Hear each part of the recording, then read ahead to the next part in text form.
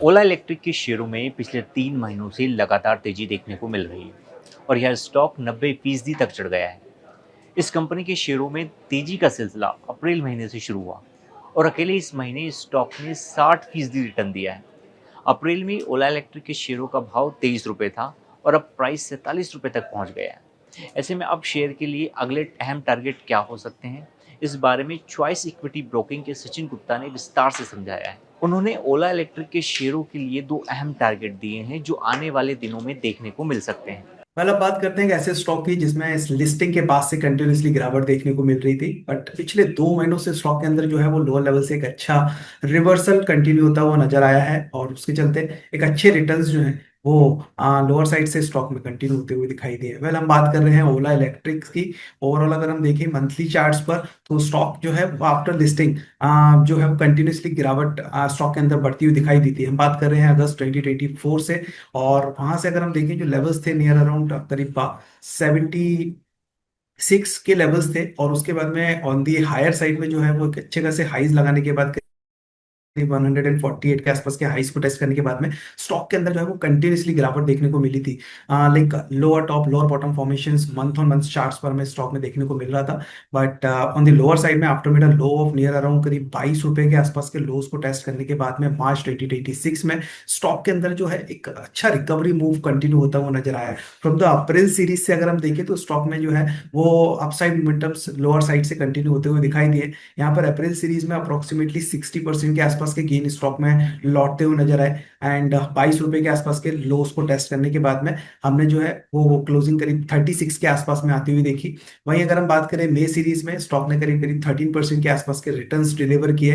And अब बात करते हैं जून सीरीज की, जो कि स्टार्ट हुई है, and from the starting to till date इन करीब करीब हफ्ते डेढ़ हफ्ते के अंदर स्टॉक में जो है करीब करीब 14% के आसपास तक के गेन अभी तक नोट किए गए।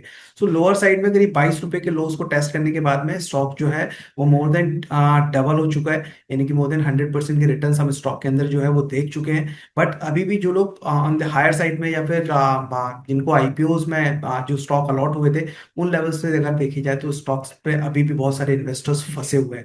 वेल, जिन्होंने लोअर लेवल्स पर स्टॉक में पार्टिसिपेट किया था 20 रुपए 22 रुपए 25 रुपए के आसपास में अगर जिसकी खरीदारी है, वो लोग काफी अच्छे रिटर्न्स यहाँ पर जो एंजॉय करते हुए नजर आ रहे होंगे। वीकली चार्ट्स डेली चार्ट्स पर अगर हम देखें तो एक अच्छे फॉर्मेशन स्टॉक में बनते हुए नजर आए हैं। रिसेंटली अगर हम डेली चार्ट्स की बात करें तो एक like inverted head and shoulder pattern जो है वो फॉर्म होता हुआ दिखाई दिया है, जिसके ब्रेकआउट करीब 43 के आसपास में कंफर्म होते हुए नजर आए हैं। 43 के ऊपर ब्रेकआउट देने के बाद स्टॉक सस्टेन करता हुआ दिखाई दे रहा है। और स्पेसिफिकली पिछले 5 से 6 ट्रेडिंग सेशंस की अगर हम बात करें तो काफी अच्छी वॉल्यूम बाइंग जो है वो स्टॉक में देखने को मिली है। 43 के जो इंपॉर्टेंट ब्रेकआउट लेवल है वो ब्रेक होने के बाद। सो अभी के लिए अगर हम देखें based on this technical setup, और जिस तरीके से ये रिवर्सल हमें यहाँ पे देखने को मिला है, उसके अकॉर्डिंगली पॉसिबिलिटीज बन रही है ऑन दी हायर साइड में स्टॉक जो है करीब करीब 55 से 60 रुपए तक के लेवल्स को चेस करता हुआ नजर आ सकता है। सो अभी इतनी स्ट्रेंथ और बाकी है स्टॉक में करंट लेवल से, जो कि करीब 47 के आसपास में ट्रेड हो रहा है स्टॉक अभी। And daily as well as weekly charts काफी प्रॉमिसिंग नजर आ रहे हैं। साथ साथ में आरएसआई पे भी अगर हम बात करें तो एक पॉजिटिव क्रॉसओवर इंटैक्ट है स्टॉक के अंदर। And inverted head and shoulder patterns की जिसकी हमने बात की है, उसके जस्ट ब्रेकआउट्स अभी मिले ही हैं, और उस पूरे एक पैटर्न्स की अगर हम कैलकुलेशंस करते हैं तो उसके अकॉर्डिंगली जो टारगेट्स निकल कर आ रहे हैं करीब 55 to 60 के आसपास के ही नजर आ रहे हैं। सो अभी के लिए मुझे लग रहा है नियर टू मिड टर्म में स्टॉक जो है करीब 55 to 60 के लेवल्स को चेज करता हुआ नजर आ सकता है। सो जो लोग लोअर लेवल से स्टॉक को होल्ड कर रहे हैं उनको सलाह रहेगी कि एक बार कि 55 के आसपास में पार्शियल प्रॉफिट लॉक कीजिएगा। रेमेनिंग पोजीशंस चाहें तो 60 के लिए होल्ड कर सकते हैं। एंड जो लोग फ्रेश बाइंग के लिए बनाकर देख रहे हैं तो फ्रेश बाइंग कोई भी टिप वापस मिलती है करीब 43 44 के आसपास में इनकेस अगर मिलती है तो वहां पर एक बार फ्रेश बाइंग स्टॉक के अंदर ली जा सकती है। लोअर साइड में स्टॉप लॉसेस का जरूर ध्यान रखेंगे, बिकॉज अगर हम पास्ट एक्सपीरियंस देखें जो लोग लाइक आईपीओ टाइम से इन्वेस्टेड हैं स्टॉक के अंदर, तो पास्ट परफॉर्मेंस और पास्ट जो रिटर्न्स है स्टॉक के वो काफी ज्यादा अच्छे नहीं रहे हैं। लोअर लेवल से रिकवरी जरूर स्टॉक में देखने को मिली है, बट अभी भी जो लोग लंबे समय से स्टॉक में इन्वेस्टेड हैं वो लोग अभी भी जो है वो निगेटिव रिटर्न्स के साथ ही अपने स्टॉक्स कैरी कर रहे होंगे। सो फ्रेश बाइंग अगर कोई करता है 43-44 के आसपास में, उसको स्ट्रिक्टली स्टॉप लॉस प्लेस करना होगा जो कि नियर अराउंड 35 का रहेगा।